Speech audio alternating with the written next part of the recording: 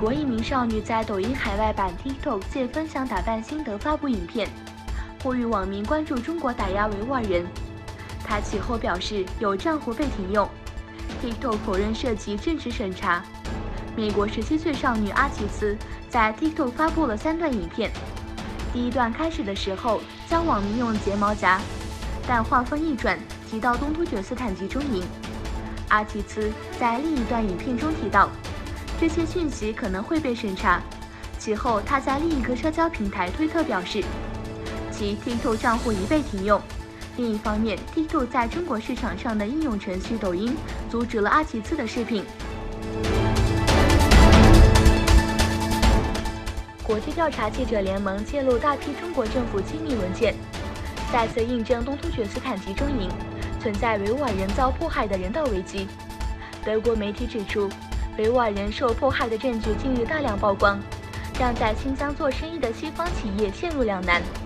也强调在中国经商得付出的代价。法兰克福评论报认为，仅仅称中国政府为侵犯人权行为是不够的，中国人批评侵犯人权行为是对内部事务的干预，但是并没有完全否认集中营的存在。但北京将其被描述为职业培训设施，这是欧洲公司的高管们至今为止更愿意相信的一种讽刺的谎言。如果我们认真对待诸如人权和民主之类的西方价值观，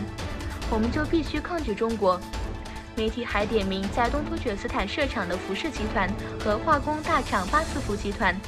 不可能对当地少数民族受到的迫害一无所知。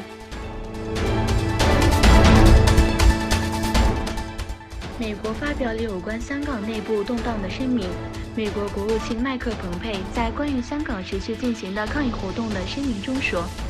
仅靠安全部队的努力就不能解决香港的混乱和暴力，政府应重视观众的关注。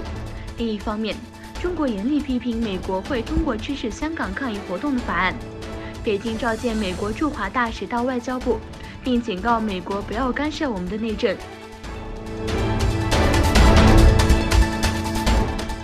美国总统唐纳德·特朗普表示，在美国和中国最高代表周二通电话会晤后，第一阶段贸易协议已接近完成。他在接受美国福克斯新闻的采访时说，他以良好的条件保证了贸易协定的安全，并说，我将继续执行该协定，因为这将是一个好的协定。我们不能达成平等的协定，我们应该制定更好的协议，因为我们不能留在后面。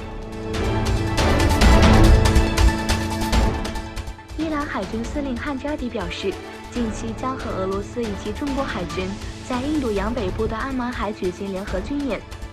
扎汉迪在海军日活动范围内举行新闻发布会，并在会议上称，近期将和俄罗斯以及中国举行的联合军演有关的筹备和策划工作已经完成。汉扎迪表示，当前美国在地区没有为伊朗构成直接威胁，通过独自行动的势力企图制造不安全的氛围。